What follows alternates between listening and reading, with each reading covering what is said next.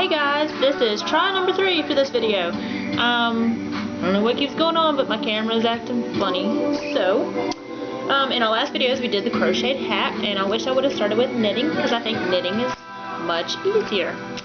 And also maybe Luther Vandross will help my camera work better. So, with knitting you use knitting needles, not crochet hooks. And I hate it whenever people come up to me and say, "Oh, what are you knitting?" And I'm like, clearly I'm crocheting, it's a hook, and vice versa.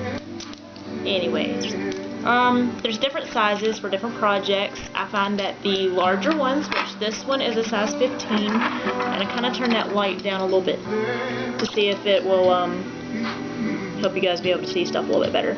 But I don't know if you can see that, but if you look at the ends of them, they have their little numbers. This is size 15. They get bigger, they get smaller. These are size 8. These are usually the more universal ones. A lot of projects call for a size 8. I use those a lot.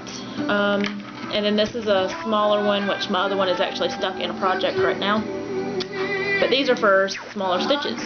So if you use this one, you get the bigger stitches. It's good for blankets, shawls, scarves, all that good stuff. The smaller ones, I mean, you could do blankets with that. It's going to take a lot more just because it's a smaller stitch. And I do have a couple of examples wherever my other one went. This is actually an example of knitting. The yarn comes in a ball, and they have a bunch of these on there.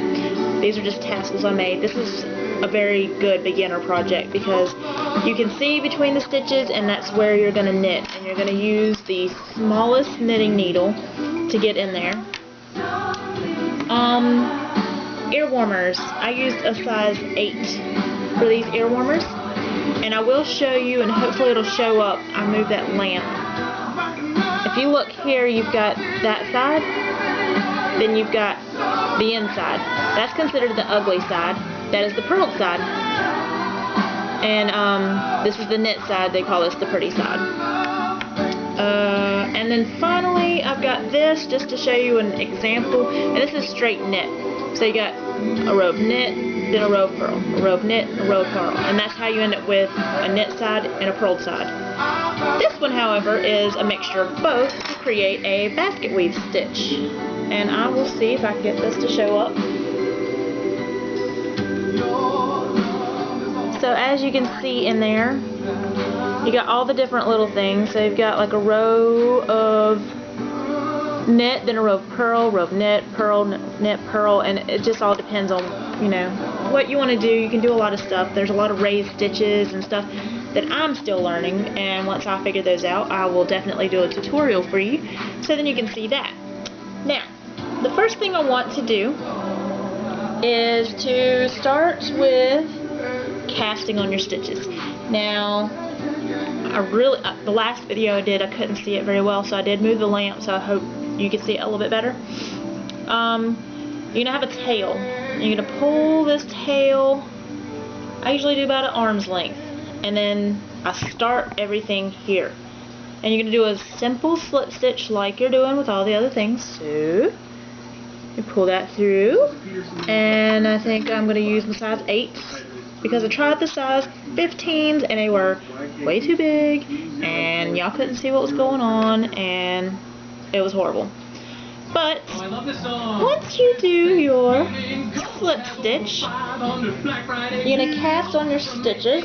And the reason for the tail is, like, let's say you're doing this. If you're doing an adult sized ear warmer, it calls for 80 stitches to be casted on. If you are casting on 80 of these, you're going to need a whole lot of that tail left over so then you can get all your stitches. Because if you get to the end and you have 70 stitches and you have that much of the tail left and there's no more room, then guess what? You got to pull them off and you got to start over.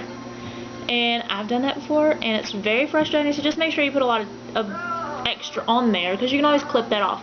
And that's usually what I do. But first, let me show you how to cast on a stitch. You do this little slingshot move. You're going to pick up this piece of yarn, not the one on top, but the one underneath. Go over here to this one, grab it, and pull it through that little loop and pull tight. Don't pull them too tight and don't make them too loose. And that's possibly the hardest part of this.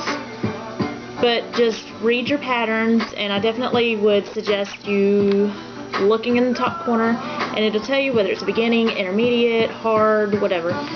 Get a beginner and just test it out, get a feel for the yarn. Or if you don't want to do that, just go get you a pair of like size 15s and get you some really chunky yarn.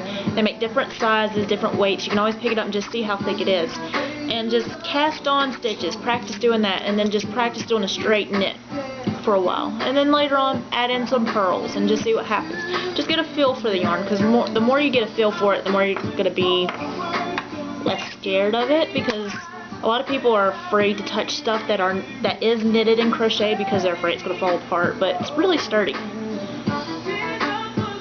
So just, you know, well, whenever you get all of your stitches casted on, you got this tail here. You don't need this anymore. I recommend you clipping it to about right here. Just don't clip too far up. The further up you go, the more chance of it unraveling you're going to have. But you want to get it out of your way because you don't need that anymore. You've already got your stitches on here. You're going to start knitting from the actual roll of your yarn. So I've got this big old chunk of yarn here. You're going to knit from it. So throw this tail off to the side and ignore it. So the first row I'm going to show you is a simple knit. Knitting is very easy. Let me get as close as I can. So you're going to take this side and always try to play around with it. See what feels best. This feels really good to me. And I can usually go faster. And as you do this, you're going to get faster. But just find out what comfortable is in your hand. I'm right-handed. All my stuff goes on my left hand. And then I knit with my right hand. Yeah, but if you're left-handed, you know, just play around with it. You don't have to do it like I am. You're going to go underneath your stitch towards the front. You're going to grab your yarn and you're going to pull it through.